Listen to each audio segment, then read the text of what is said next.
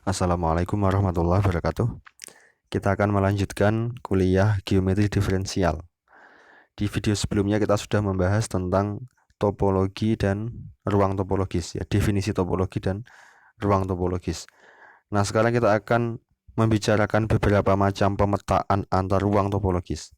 Antar himpunan maksudnya, cuman pada masing-masing himpunan itu sudah didefinisikan topologinya masing-masing. Jadi kita menyebutnya pemetaan itu adalah pemetaan antar ruang topologis gitu. Ada 3 macam pemetaan ini yang akan kita bahas. Ini lebih baik saya kasih nomor aja, lebih enaknya, supaya nanti di belakang saya tinggal menyebut nomornya, atau tinggal saya menulis nomornya aja, nggak usah saya tulis nama pemetaannya karena sudah saya tulis di depan gitu. Yang pertama adalah pemetaan kontinu atau malar. Kemudian yang kedua adalah homeomorfisme, dan yang ketiga adalah diffeomorfisme.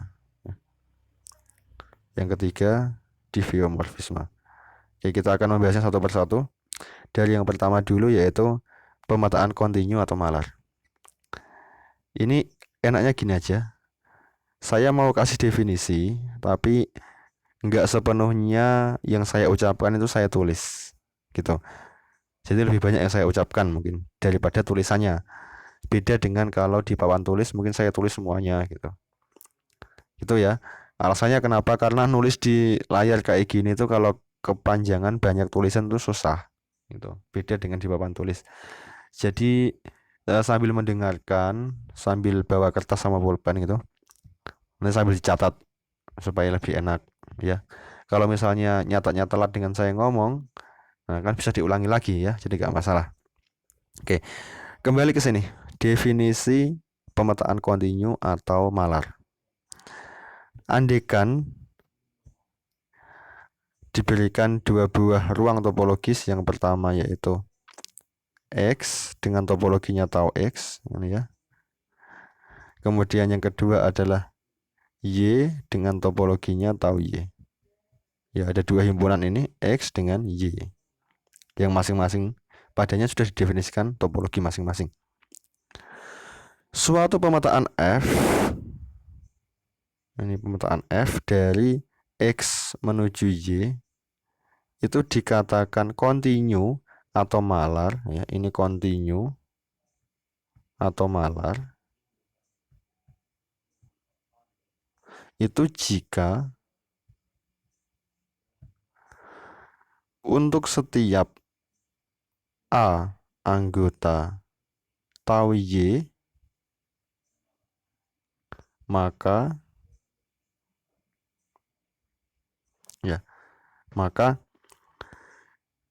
inverse image dari A atau prabayangan dari A itu anggota tau X. Maksudnya gimana? Oke, saya jelaskan ya. Suatu pemetaan F dari himpunan X ke himpunan Y dikatakan kontinu atau malar jika untuk setiap A anggota tau Y, berarti A terbuka di Y ya, karena A anggota tau Y, maka inverse image atau prabayangan dari A itu menjadi anggota tau X, berarti dia terbuka di X. Berarti kita boleh mengatakan begini, F pemetaan dari X menuju Y dikatakan kontinu atau malar jika untuk setiap himpunan terbuka di Y, maka prabayangannya atau inverse image-nya itu terbuka di X. Gampangnya ngomong kayak gitu. Prabayangan tahu ya? Prabayangan. Ini inverse atau prabayangan. Kalau ininya itu unsur ya, itu namanya inverse ini ya. Tapi kalau ininya himpunan, A itu himpunan karena A anggota tahu Y. Kan berarti himpunan, sub himpunan dari Y kan. Oke. Maka kita nulis seperti ini tuh berarti dia adalah prabayangan. Apa itu prabayangan?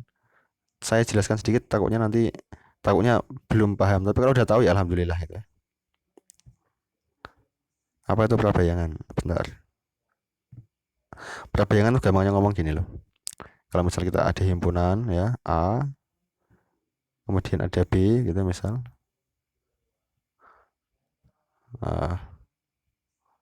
Ada B.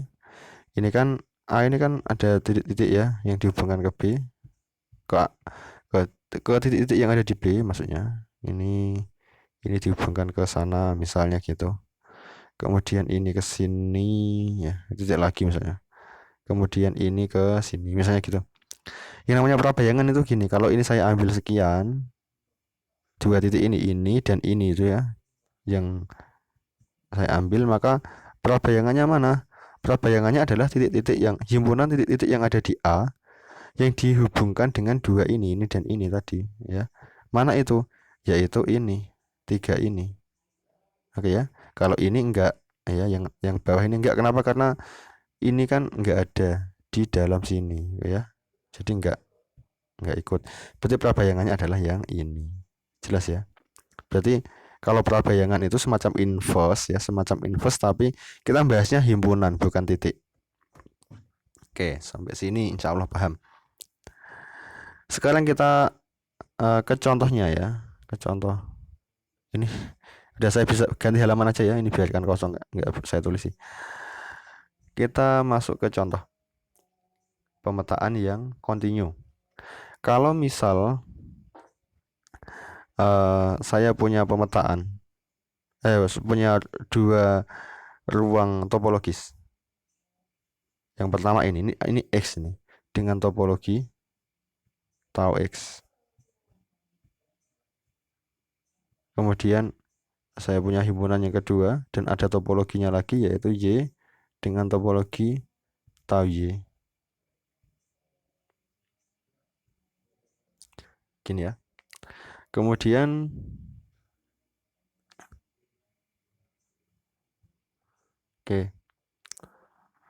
semua titik ya, misalnya gitu, semua titik yang ada di X ya, semua titik yang ada di X itu saya hubungkan dengan sebuah titik yang ada di Y. Ya, titik apapun selama dia adalah anggota X, saya pasangkan dengan sebuah titik yang ada di Y. Gambarnya jelek ya. Bayangkan gitu, jadi semua titik yang ada di X dipasangkan ke sebuah titik yang ada di Y. Apakah himpunan semacam ini itu kontinu? Jawabannya kontinu apa enggak?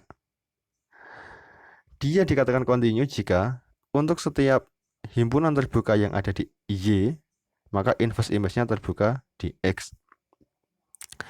Sekarang gini, kalau kita ambil suatu himpunan terbuka yang ada di Y, maka ini kita nggak menyebutkan ya topologinya itu seperti apa, kita nggak menyebutkan, ini secara umum ini. Ada pemetaan seperti ini. Setiap kali kita mengambil suatu subhimpunan yang ada di Y, maka ada dua kemungkinan. Subhimpunan yang ada di Y itu ada dua kemungkinan. Yang pertama adalah subhimpunan tadi itu mengandung titik ini. Ya. Dan yang kedua, subhimpunan tadi tidak mengandung titik ini. Ya, jelas kan? Cuma ada dua kemungkinan kan? Nah, kemudian kalau subhimpunan tadi mengandung titik ini, oke, maka inverse image-nya apa? Inverse image-nya adalah seluruh X ya kan? Karena titik yang dihubungkan dengan ini itu adalah seluruh X ini.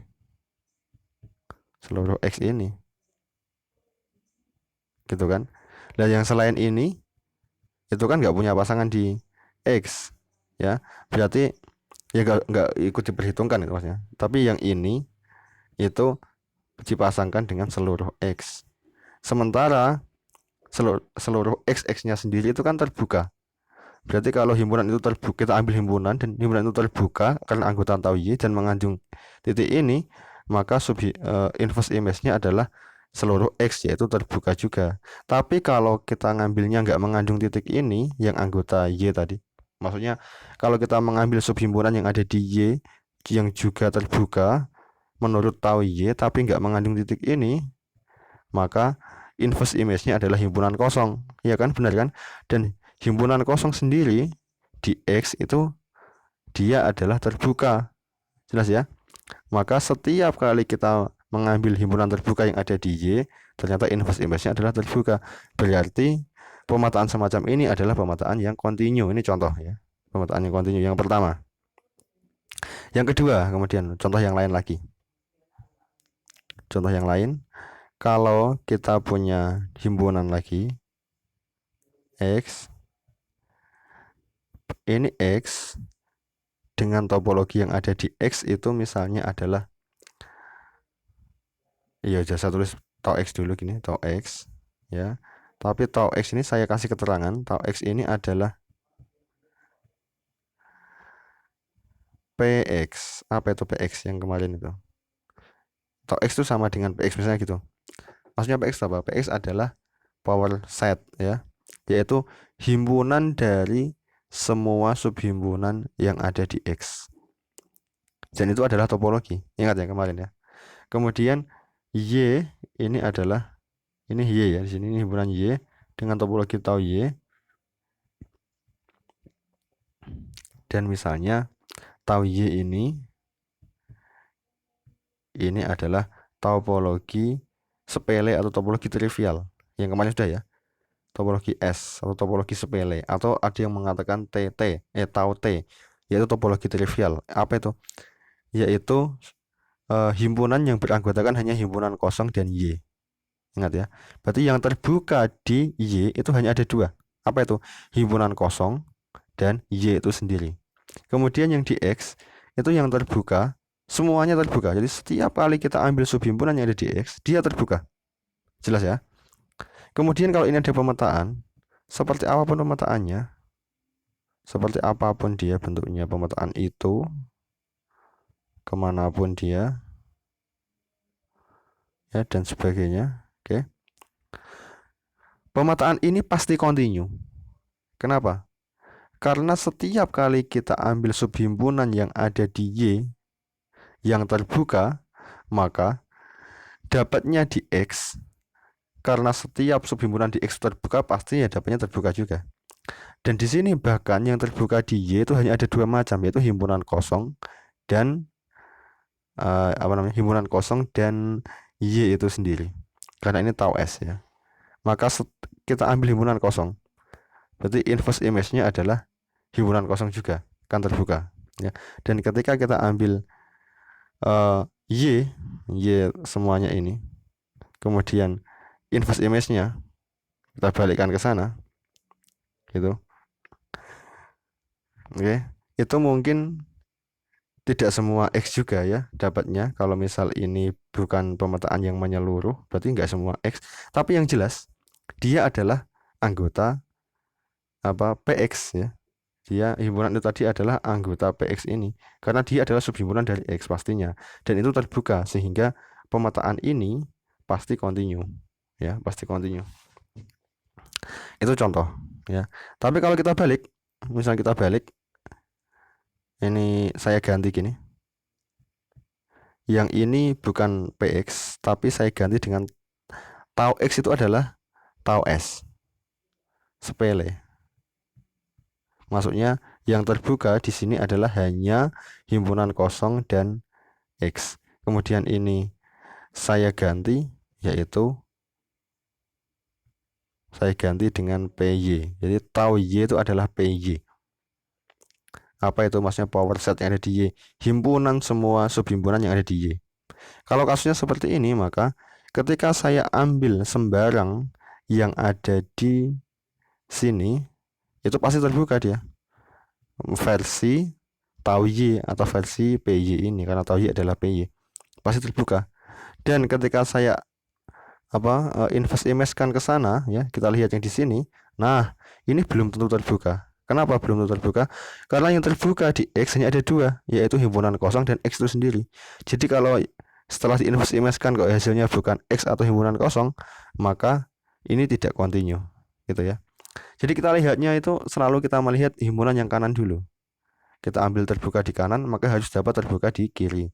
Bukan kok kebalik ya, enggak kok kita ambil terbuka di kiri terus dapat terbuka di kanan, enggak. Kita lihatnya di kanan dulu. Gitu. Kemudian inverse image-nya baru kita lihat di kiri, itu inverse image-nya. Gitu ya. Sekarang coba ini kita terapkan ke jenis fungsi yang biasa kita kenal.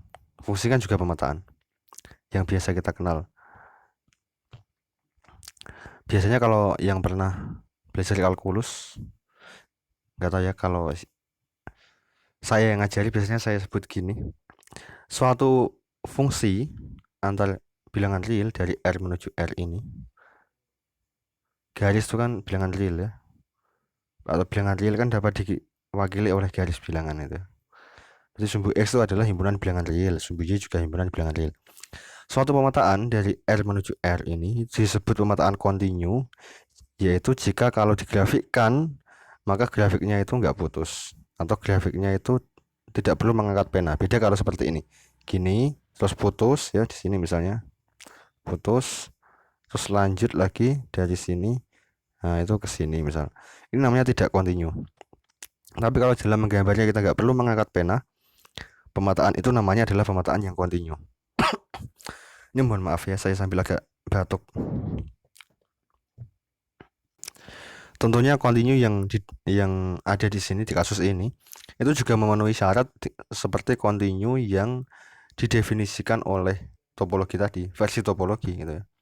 Jadi kontinu versi topologi juga dapat diterapkan di sini. Kita lihat kalau kita membuat grafik yang grafik itu tidak putus ya, tidak putus maksudnya tidak putus, maka setiap kali kita mengambil himpunan terbuka yang ada di sini, himpunan terbuka kalau pada bilangan real atau pada garis bilangan itu pasti bentuknya adalah interval terbuka ya, interval terbuka atau gabungan dari interval terbuka, pasti seperti itu, yang namanya terbuka tapi di garis lurus atau himpunan kosong sendiri, dan garis lurus sepenuhnya itu sendiri itu yang terbuka ya. Tapi kalau ada kurung kotak seperti ini misalnya, artinya titik ini ikut itu ya, ini juga ikut, nah itu berarti dia tidak terbuka. Tapi kalau kita gambarnya adalah kurung terbuka yang bukan kurung kotak, artinya apa, yang sini tuh nggak ikut, sini nggak ikut, nah itu namanya himpunan yang terbuka di R. Oke ya, kita lihat kalau himpunannya, kalau grafiknya seperti ini nggak putus ya, maka kita ambil himpunan terbuka di sini. Ini kan pemetaannya kan dari sini ya, dari himpunan ini menuju ke himpunan ini kan gitu kan. Kemudian saya ambil terbuka di sini misal ini, maka dapatnya mana, inverse image-nya mana itu maksudnya. Kan tinggal garis gini kan. Kita mencari titik-titik yang dapat pasangan dari sini sampai sini dalam wilayah ini ya kan. Ya tinggal kita garis lihat, kita lihat ya. Oke, gini aja. Ini misalnya nggak nyentuh, saya nggak tahu ini nyentuh apa enggak. Ya gak, bayangkan ini nggak nyentuh ya. Atau nyentuh ya. Ya udah. Kalau di garis lurus ini juga nggak jelas, lurus itu. Ya udah nyentuh aja lah ya. Saya kayaknya ini yang benar ini. Nyentuh. Kemudian ini saya garis lurus gini. Kenapa kok saya garis lurus? Karena kita mau melihat yang dapat pasangan di sini tuh yang mana gitu. Ternyata ini. Ya, lihat ya. Kalau di sini ini ada bagian ini, bagian ini, bagian ini, kemudian bagian ini. Oke, berarti kalau di ini kan ke sumbu horizontalnya, maka yang dapat adalah ini ya. Ini, tapi ini terbuka ya. Kenapa kok ini terbuka intervalnya? Ya karena ini terbuka, maka di sini terbuka juga. Kemudian mana lagi ini? Ya, ini juga terbuka. Ini interval terbuka semua ini juga terbuka di sini. Ya. Kemudian ini kalau kita proyeksikan, nah, kurang panjang ya. Ini juga terbuka di sini. Jadi ini adalah gabungan dari terbuka, terbuka, terbuka. Ini terbuka ya. Terbuka, terbuka, terbuka, terbuka. Maka ini adalah contoh pemetaan yang kontinu. Setiap kali nanti seperti itu. Setiap kali kita ambil himpunan terbuka, kemudian kita cari inverse image-nya di sini, pasti dapatnya juga terbuka.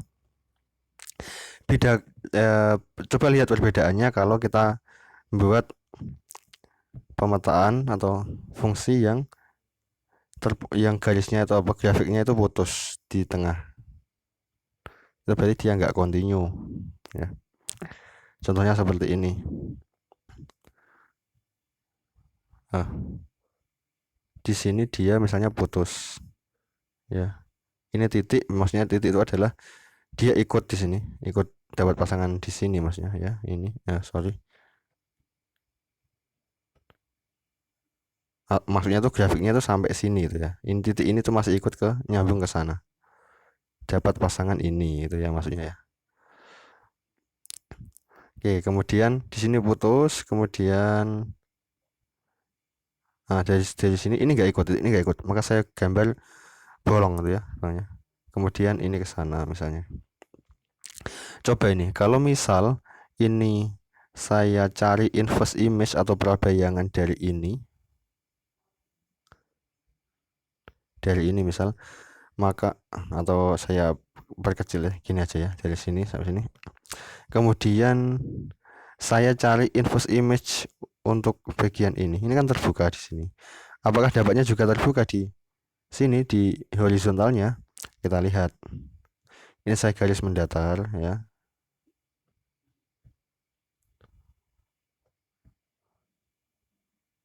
Oh, enggak pas ya gambarnya ya, enggak. Saya garis mendatar gini. Oh, misalnya gini ada. Misalnya ini enggak nyentuh ya di sana ya emang ya. Oke. Maka lihat ini. Yang punya pasangan di wilayah ini itu kan hanya bagian ini berarti kan. Hanya bagian dari sini sampai sini ini. Hanya grafik yang ini yang punya pasangan di sumbu horizontal. Dan itu mana? Itu di sininya ya, lihat ya. Di sini ini dia terbuka. Kenapa terbuka? Karena ini terbuka, ya. Tapi di sini ini kan mentok sampai sini ya. Maka di sini dia tertutup dia. Maka dia tidak terbuka. Nah, inverse image atau prabayangan dari suatu himpunan terbuka ternyata ada yang tidak terbuka. Maka pemetaan ini bukan pemetaan yang kontinu. Itu contohnya. Kalau pada penerapannya di fungsi yang kita kenal di kalkulus juga. Oke ya, saya selesai jelas tentang fungsi yang kontinu. Kemudian berikutnya yaitu yang kedua tadi. Yang kedua tadi adalah homeomorfisme. Homeomorfisme. Apa itu homeomorfisme? Andaikan kita punya, ini saya ngomong definisi lagi, tapi juga nggak saya tulis sepenuhnya itu. Andaikan kita punya dua buah ruang topologis, yaitu X disertai dengan topologi tau X, X disertai dengan topologi tau X. Kemudian yang kedua yaitu himpunan Y disertai dengan topologi tau Y. Ini ya. Oke, misalnya gitu. Suatu pemetaan F dari X menuju Y dikatakan sebagai homeomorfisme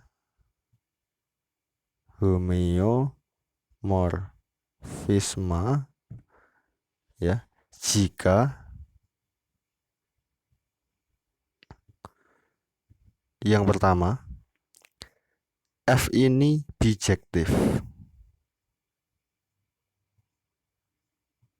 Lalu saya jelaskan ya. Kemudian yang kedua, F itu kontinu atau gini. F-nya kontinu, F inverse juga kontinu karena dia bijektif kan satu-satu, maka dia punya inverse nanti. F-nya kontinu dan F inverse juga kontinu. Ini. Saya jelaskan satu-satu. Yang pertama, F itu bijektif. Bijektif itu apa? Bijektif itu adalah pemetaan yang satu-satu dan tidak ada titik di antara di dua himpunan itu yang tidak punya pasangan. Itu namanya bijektif. Jadi bijektif itu pemetaannya satu-satu ya. Satu-satu misalnya ini titik titik titik. Jadi pemetaannya itu satu-satu. Sembarang entah gimana tapi satu-satu yang jelas. Dan tidak ada titik di himpunan ini yang tidak punya pasangan. Juga tidak ada titik di himpunan ini yang tidak punya pasangan. Jadi semuanya punya pasangan dan satu-satu. Itu namanya bijektif. Kalau dia bijektif maka ketika kita balik ke sana itu juga pemetaan ya. Kalau ada pemetaan ke sana, maka ada pemetaan, maka inverse-nya yang arah ke sana itu juga merupakan pemetaan. Beda kalau nggak satu-satu ya. Misalnya gini kasusnya. Nggak satu-satu ya. Misalnya ini dua titik dapat satu titik. Kesananya pemetaan misalnya, tapi kebalikannya bukan pemetaan. Kenapa? Masa 1 dipasangkan 2 itu kan bukan pemetaan. Tapi kalau pemetaannya 1-1, maka kebalikannya juga pemetaan. Oke, yang pertama jelas ya, dia bijektif. Yang kedua, F-nya kontinu. Terus saya rasa jelas karena definisi kontinu sudah kita kasih tadi di awal ya. Dan karena dia punya inverse, maka kita bisa menyebut F inverse juga. F-nya kontinu dan F inverse-nya kebalikannya juga kontinu. Berarti kalau F inverse dikatakan kontinu jika bagaimana? F inverse dikatakan kontinu jika untuk setiap himpunan terbuka di X, maka inverse image dari F inverse ini ya, itu terbuka di Y, kebalikannya kayak gitu. Oke, saya rasa jelas ya. Atau boleh kita nyebut gini juga boleh. Untuk setiap himpunan terbuka di X, maka prabayangan dari F inverse kan sama dengan bayangan dari F kan. Maka bayangan dari F-nya adalah terbuka di Y. Gitu juga boleh. Jika ada himpunan seperti itu, maka kita sebut himpunan itu homeomorfisme. Oke. Kemudian, dua buah himpunan dikatakan saling homeomorfis jika antar dua himpunan itu dapat didefinisikan minimal satu buah homeomorfisme. Jadi kalau kita punya dua buah ruang topologis ya, kemudian kita bisa menemukan atau bisa mendefinisikan satu saja homeomorfisme yang menghubungkan keduanya, maka dua buah himpunan tadi atau dua buah ruang topologis tadi maksudnya ya, itu dikatakan saling homeomorfis. Oke ya, itu. Contoh homeomorfisme seperti apa? Homeomorfisme contohnya. Sekarang saya ambil kasus seperti ini. Lihat ya. Ini lingkaran. Apa yang ini lingkaran ya. Kemudian ini ada elips di luarnya. Jelek ya. Ya pokoknya bayangkan ini elips ya di luarnya. Kemudian di lingkaran ini kan lingkaran ini adalah himpunan titik-titik yang ada di sini ya. Ini himpunan lingkaran kan juga himpunan titik-titik ya. Elips juga himpunan titik-titik yang membentuk elips itu. Oke. Kemudian baik lingkaran maupun elips dua-duanya ini ada di R2. Karena yang bidang ini ya, yang bidang tampaknya lingkaran dan elips ini berada itu kan R2. R2. Oke. Kemudian topologi yang saya pakai di lingkaran ini itu adalah topologi warisan dari R2. Di video sebelumnya sudah ada ya topologi warisan. Apa itu? Yaitu himpunan terbuka yang ada di lingkaran ini misalnya itu adalah hasil dari himpunan terbuka yang ada di R2 diiris dengan lingkaran itu. Ini R2 ya. Ini. Jadi kalau ini ada himpunan terbuka di R2, pasti kan seperti ini kan kemarin bentuknya. Diiris dengan lingkaran itu dapatnya mana? Dapatnya adalah interval ini. Tapi intervalnya tuh bukan interval ya, apa namanya? Ya ini dari sini tapi ini nggak ikut. Semacam interval tapi kan apa namanya? Ininya nggak lurus kan. Gitu loh. Oke ya. Atau gampangnya ngomong, himpunan topologi warisan yang ada di lingkaran itu seperti ini. Himpunannya dikatakan terbuka jika himpunannya itu adalah semacam interval terbuka itu dan gabungan-gabungannya ya. Jadi seperti ini tuh terbuka, seperti ini di sini terbuka, jelas ya. Gabungan dari ini dan ini terbuka dan seterusnya. Demikian juga dengan yang ada di elips. Di elips kita sepakati dulu kita menggunakan topologi warisan yang didapatkan dari R2. Maka ini terbuka ya. Ini digabung dengan ini juga terbuka. Ini sendirian di sini juga terbuka dan seterusnya. Oke. Sekarang kita sudah menyepakati ruang topologinya, ruang topologisnya ya. Ada dua himpunan dengan topologi masing-masing. Yang masing-masingnya tadi adalah topologi warisan yang didapatkan dari R2. Kemudian saya mendefinisikan pemetaan F. Pemetaan F itu memasangkan titik-titik yang ada di lingkaran ini. Ya, pemetaan F memasangkan titik-titik yang ada di lingkaran ini dengan titik-titik yang ada di elips ini.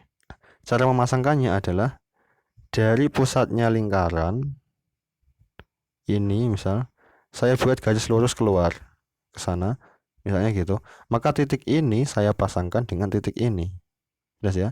Saya buat ke sana lagi, maka titik ini itu saya pasangkan dengan titik ini, dan seterusnya. Tiap titik dipasangkan dengan cara seperti itu. Maka apakah F yang didefinisikan dengan seperti ini itu adalah homeomorfisme? Apakah dia satu-satu? Apakah dia bijektif itu dulu? Apakah dia bijektif? Ternyata iya. Apakah bijektif? Kelihatan kan bahwa titik ini pemetaannya satu-satu kan? Satu titik dapat satu titik lagi di sini. Nggak ada yang satu dapat, nggak ada yang dua dapat satu, nggak ada. Semuanya satu-satu. Oke, kemudian apakah dia continue? Maksudnya adalah pemetaannya kalau F kan dari sini ke keluar ya, dari lingkaran itu ke elips itu kan. Apakah setiap kali kita mengambil himpunan terbuka yang ada di sini, itu inverse image-nya juga terbuka, yang ada di lingkaran itu juga terbuka? Ya kita aja kan tinggal menarik garis seperti ini aja kan, tinggal menarik garis seperti ini kan ke ujung-ujungnya ini apa himpunan ini, dan dapatnya di sini kan juga terbuka kan ya, juga terbuka. Maka setiap kali kita ambil himpunan terbuka di elips, maka inverse image-nya pasti terbuka di lingkaran. Demikian juga kebalikannya. Kebalikannya itu berarti F inverse-nya apakah juga continue? Ya sama aja kasusnya. Kalau kita ambil terbuka di sana, jawabannya akan terbuka di sini kan. Bentar. Ini kan tinggal narik gini juga kan nanti kan. Tapi ini nggak pas ya nariknya ya. Maksudnya di ujungnya sini. Kan dapatnya juga terbuka di sini. Nah, maka dia juga continue seterusnya. Maka pemetaan ini adalah contoh pemetaan yang disebut sebagai homeomorfisme. Dan antara lingkaran dengan elips itu dikatakan homeomorfis. Istilah lain atau sebutan lain untuk homeomorfis ini adalah mirip atau bahkan boleh dikatakan sama gitu. Berarti dua ruang dikatakan mirip atau dalam tanda kutip sama gitu. Itu kalau dua ruang itu saling homeomorfis. Sama dalam ini sama dalam makna topologi ini ya. Secara topologi dia dikatakan sama ruang itu atau mirip. Sehingga bagi orang topologi dia tidak bisa membedakan mana lingkaran mana elips karena dia dikatakan mirip atau sama tadi. Dia nggak peduli bentuknya lingkaran dengan elips itu berbeda atau gimana, nggak peduli. Yang jelas satu buah titik yang ada di lingkaran dapat terwakili oleh satu buah titik yang ada di elips, dan pemetaan yang menghubungkan keduanya bolak-balik itu kontinu. Maka dianggap lingkaran itu ya elips tuh gitu, maksudnya gitu, kira-kira gitu. Padahal ya bukan, tapi ada yang menghubungkan dan itu bisa saling mewakili tiap titiknya gitu. Akhirnya orang juga nggak bisa membedakan antara huruf I ya, huruf I select bentar ya saya. Orang topologi nggak bisa membedakan huruf I dengan huruf S, dengan huruf N, dengan huruf M, dengan huruf O yang gini, O nya gini ya. Dan ini nggak bisa membedakan orang topologi. Kenapa? Karena pada masing-masing huruf ini satu dengan yang lainnya kita akan bisa menemukan homeomorfisme. Atau dengan kata lain gini lah, bayangkan ini tuh kawat lurus. Kalau saya bengkokkan jadi S, saya bengkokkan dengan cara yang lain jadi N, saya bengkokkan dengan cara yang lain lagi jadi M, dan seterusnya. Sehingga itu dia saling homeomorfis dan tidak bisa dibedakan secara topologi. Itu. Kemudian O, huruf O ya, tidak bisa dibedakan dengan D. Gitu. Tidak bisa dibedakan dengan persegi. Gitu. Terus nggak bisa dibedakan dengan apa lagi misal? Dengan segitiga ya, segitiga, persegi, terus huruf D, terus huruf O. Itu dianggap sama bagi orang topologi. Karena kenapa? Karena di antara mereka ini saling homeomorfis. Oke. Kemudian berikutnya. Berikutnya contoh lain dulu. Di kasus 3 dimensi apa ya? di ruang, bangun ruang. Itu balok juga tidak bisa dibedakan dengan kubus. Juga tidak bisa dibedakan dengan bola. Juga tidak bisa dibedakan dengan prisma dan seterusnya. Kenapa begitu? Ya karena ada homeomorfisme di antara mereka. Oke, sekarang kita lanjut ke diffeomorfisme. Tapi sebelum ke diffeomorfisme, kita harus tahu dulu yang namanya pemetaan diferensiabel itu seperti apa. Ya, ini pengantar ya, sebelum masuk ke diffeomorfisme. Pemetaan diferensiabel. Pemetaan diferensiabel. Siabel. Ya. Pemetaan diferensiabel. Oke. Kalau kita punya pemetaan F dari A menuju B,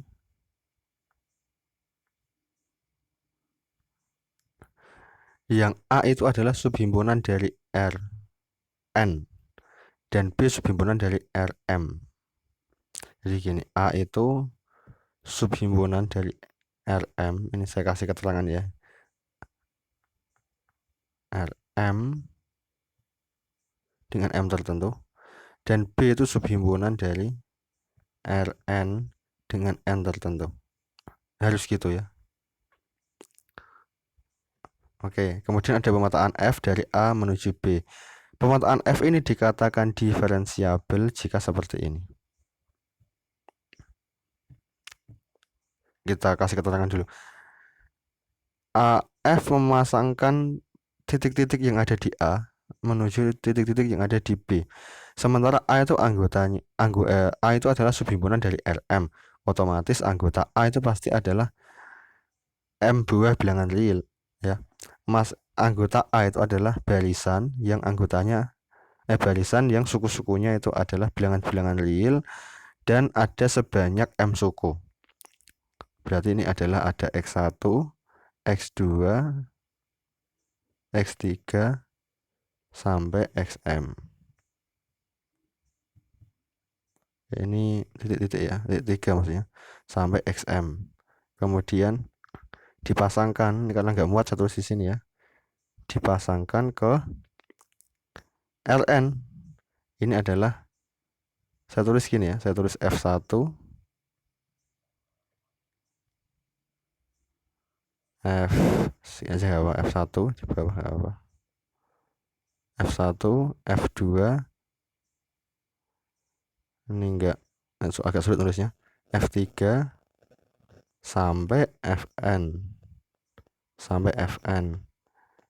dan ingat bahwa F1 sendiri itu adalah fungsi yang bergantung pada X1 sampai Xm. Demikian juga F2, fungsi yang bergantung pada X1 sampai Xm, dan sampai Fn yaitu adalah fungsi yang bergantung pada X1 sampai Xm. Saya ulang lagi, kembali ke yang tadi. F-nya seperti ini. F yang seperti ini dia dikatakan diferensiabel jika F ini dapat diturunkan terhadap variabel-variabel yang ada di A, yaitu X1 sampai Xm itu. Diturunkan berapa kali? Ya kalau misal dia dapat diturunkan satu kali, ya gitu. F itu dapat diturunkan satu kali. Satu kali itu adalah pakainya parsial ya, karena ini dia itu banyak variabel X1 sampai Xm, maka pakainya parsial. Turunan parsial maksudnya. Jika parsial F parsial X1 terdefinisi, parsial F parsial X2 terdefinisi, dan demikian seterusnya, parsial F parsial M parsial Xm terdefinisi, maka F dikatakan diferensiabel tingkat 1, diferensiabel C1. Ya kalau dia diturunkan sekali terdefinisi, diturunkan 2 kali dengan cara yang lain, yang penting pokoknya 2 kali parsial. Kalau dia terdefinisi, maka dia dikatakan diferensiabel C2. Kalau dia diferensiabel tingkat 2. Kalau dia dapat diturunkan n kali, maka dia diferensiabel tingkat n, diferensiabel Cn, dan seterusnya. Kalau F dapat diturunkan terus-menerus gitu, dengan cara bagaimanapun dia dapat diturunkan, maka f dikatakan diferensiabel tak hingga atau diferensiabel saja. Jadi kalau orang mengatakan diferensiabel saja atau kadang dikatakan dengan istilah licin gitu, itu berarti dia dapat diturunkan sampai tak hingga kali. Itu diferensiabel saja atau licin itu berarti dia diferensiabel tak hingga gitu ya. Oke, saya kasih perjelas lagi supaya lebih jelas. Maksudnya dapat diturunkan sekali itu gimana? Kalau saya nulis parsial f parsial x1 misalnya gini ya, parsial x1, padahal f tadi itu kan f ya, f itu adalah bayangannya, maksudnya itu kan dia adalah f1 sampai fn ya, karena anggota dari r pangkat n. Gini maksudnya parsial, ini parsial x1. Jadi saya nulis ini meskipun pendek, itu sebenarnya saya nulis ini gitu loh. Karena f tadi kan ini dari f1 sampai fn. Ya. Saya nulis ini itu sama juga saya nulis ini. Saya nulis ini itu berarti sama juga saya nulis ini. Parsial f1, parsial x1, parsial f2, parsial x2 itu ya, dan seterusnya itu ya. Ya, sampai parsial fn, parsial xn.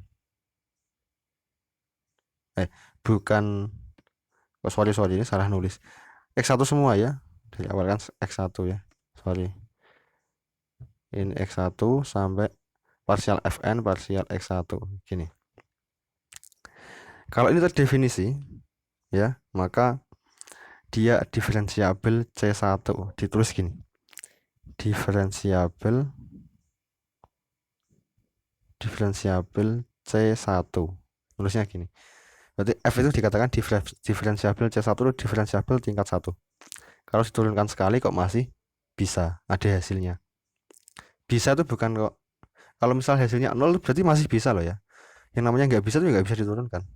Tapi kalau masih bisa diturunkan, berarti dia masuk ke sini itu ya. Oke, kemudian kalau misal diturunkan 2 kali kok masih bisa, maka dikatakan diferensiabel C2. Diturunkan 2 kali itu gimana? Diturunkan 2 kali itu maksudnya gini, parsial itu 2 kali ya, parsial x gini, berarti diturunkan dengan x 2 kali, atau sorry tadi x1 ya, diturunkan terhadap x1 2 kali, misalnya gini, terdefinisi diturunkan 2 kali tapi gantian x1 sorry x1 x2 misalnya gini, salah nulis, x1 x2 itu juga 2 kali, maksudnya ini diturunkan terhadap x2 dulu, setelah itu diturunkan terhadap x1, atau sembarang 1,2 atau 1,3 atau 1,4 atau 2 sekian dan seterusnya, yang penting 2 kali, dan itu harus bisa semua ya, harus bisa semua. Maka kalau itu terpenuhi, maka baru dikatakan diferensiabel C2. Kalau saya buat 3 kali, berarti bisa turunkan dengan x1 3 kali, kemudian x1 x2 x3 dan seterusnya, pokoknya, dan semua kombinasi itu ya yang mungkin, entah x2 x2 x2 dan sebagainya, pokoknya 3 kali itu semuanya kok terdefinisi, maka dia dikatakan diferensiabel C3 dan seterusnya. Sampai kalau diferensiabel tak hingga berarti dapat diturunkan tak hingga kali dengan cara bagaimanapun. Oke ya, semoga paham. Supaya lebih jelas, ini paling gampang untuk contoh tuh kalau dari R1 ke R1 atau dari R ke R. Misalkan ada F, pemetaan dari R ke R. Tadi kan pemetaannya harus dari subhimpunan R pangkat M atau Rm ke subhimpunan Rn. Sekarang R sendiri itu kan subhimpunan kan dari R, ya nggak masalah kan jadinya. Dan R ini juga subhimpunan dari R itu sendiri. Nah, oke, maka saya langsung dari R ke R gitu, memasangkan X terhadap sin X, misalnya gitu. Berarti fx-nya di sini adalah sin X ya. fx atau saya sebut f saja itu adalah sin x ini. Kemudian apakah dia diferensiabel? Apakah dia diferensiabel C1? Ternyata iya. Kenapa? Karena ini kan cuma satu ya. Saya nulis parsial f parsial x gini. Itu sama saja nggak usah pakai parsial. Kenapa? Karena cuma x sendirian, nggak ada yang lain. Ya, maka saya nulis gini tuh lebih cepat. Saya nulis pakai d juga sama aja sebenarnya. Kenapa? Karena cuma satu variabel x. Kalau dua ya harus pakai parsial gitu. Apakah ini terdefinisi? Df per dx. Turunan sin terhadap x. Terdefinisi apa itu cos x ya kan? Berarti dia cuma satu cara ini kan, karena cuma satu variabel ini, cuma satu cara ini berarti dia sudah diferensiabel C1. Apakah dapat diturunkan dua kali? Iya, turunan cos adalah min sin. Berarti ada hasilnya kan? Turunan ketiganya apakah ada? Ada. Turunan min sin adalah apa namanya? Min cos gitu kan.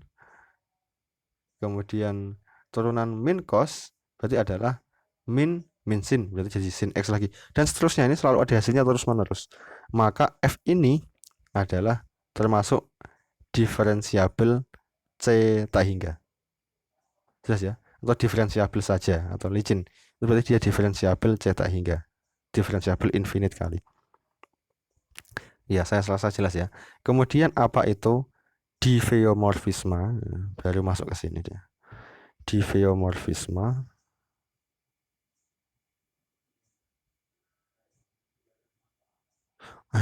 Malah saya tulis ya. Jika sudah saya kasih nomor kan ya, harusnya cukup 3 gitu aja ya. Diffeomorphisma.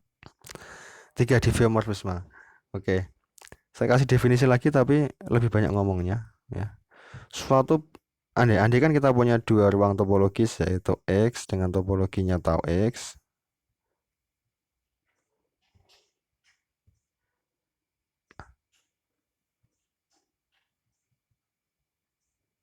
Oh, sorry gini.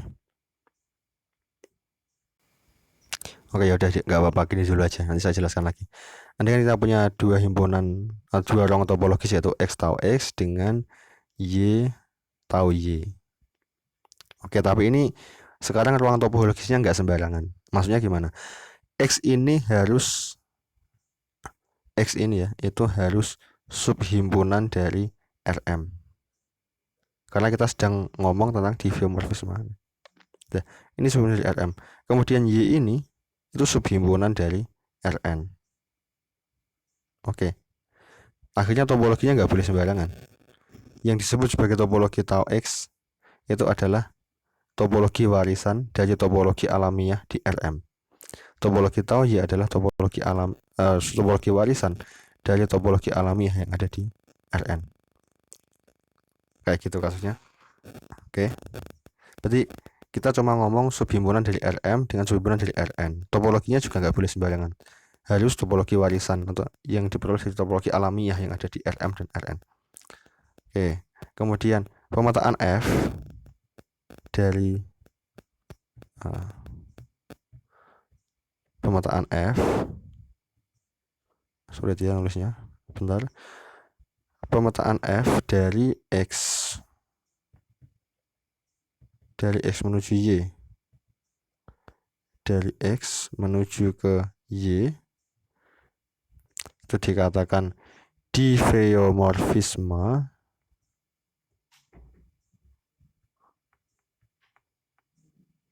itu jika ada dua syarat yang harus dipenuhi. Ya, ini nulisnya agak susah. Jika yang pertama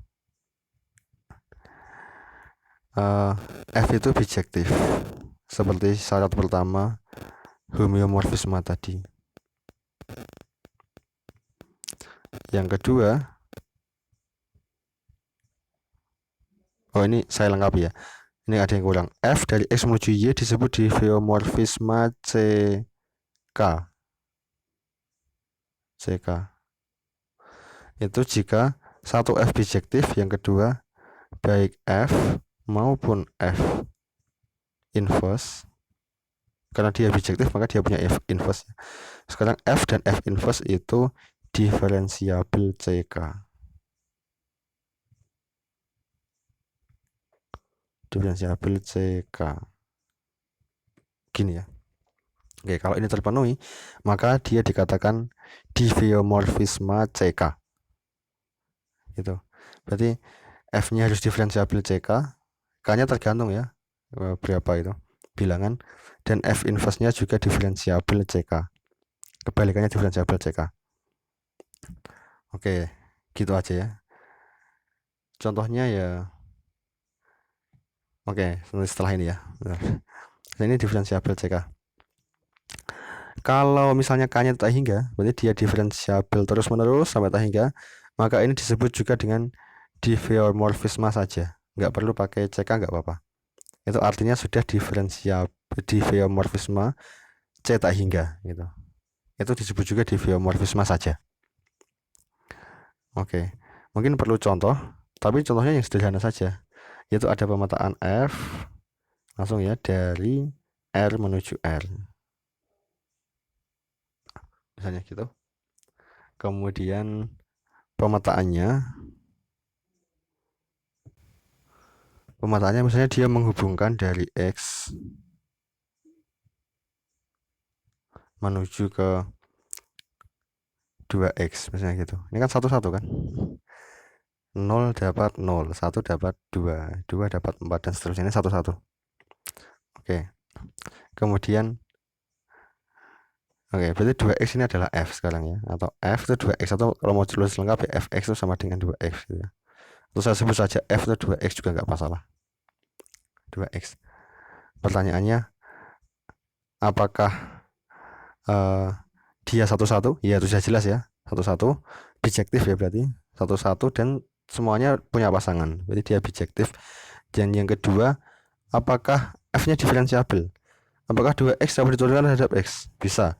Diturunkan pertama hasilnya 2, diturunkan kedua hasilnya 0, diturunkan ketiga hasilnya 0 lagi, 0 lagi, tapi 0 0 terus, tapi kan ada hasilnya, ada angkanya, meskipun 0 ya, tapi terdefinisi. Berarti dia diferensiabel. Sekarang F inverse-nya, kalau X itu adalah kalau F itu sama dengan 2X, maka F inverse atau X-nya itu adalah F per 2 ya.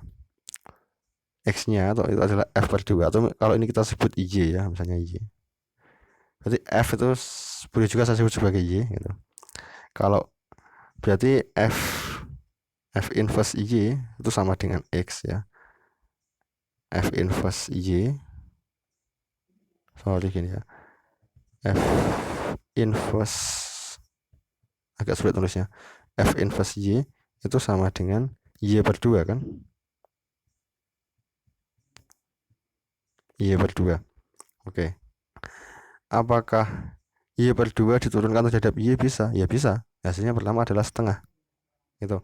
Kemudian diturunkan kedua kali hasilnya adalah 0, ketiga kali adalah 0 lagi, 0 lagi, dan seterusnya ya. Maka dia dapat diturunkan terus-menerus, maka dia juga diferensiabel. Berarti dia F-nya diferensiabel, F inverse-nya juga diferensiabel, dan dia bijektif ya. Maka dia termasuk diffeomorfisme. Diffeomorfisme C berapa? Ya C1 jelas, C2 jelas, tapi bahkan sampai C tak hingga pun iya ya, dia diferensiabel sampai diffeomorfisme ya jadi ya. Diffeomorfisme sampai C tak hingga. Jelas ya? Oke, kemudian sedikit tambahan. Fungsi itu kalau diferensiabel dia pasti kontinu. Tapi kalau kontinu belum tentu diferensiabel. Oke, untuk mengingat saja. Ini kalau mau dicek sendiri ya silakan. Fungsi itu kalau diferensiabel dia pasti kontinu. Kalau kontinu belum tentu diferensiabel. Oke, sampai sini ya. Yang jelas kita sudah sampai definisi diffeomorfisme, dan semoga ini jelas. Ini nanti kepakai untuk mendefinisikan sistem koordinat. Karena kaitan atau transformasi sistem koordinat itu dia harus berupa diffeomorfisme. Arahnya ke sana. Arahnya ke transformasi sistem koordinat. Oke, ini videonya udah panjang sekali kan, hampir 1 jam ya, mohon maaf. Ya dipelajari pelan-pelan ya, kalau ada kesulitan ditanyakan. Oke, cukup sekian. Assalamualaikum warahmatullahi wabarakatuh.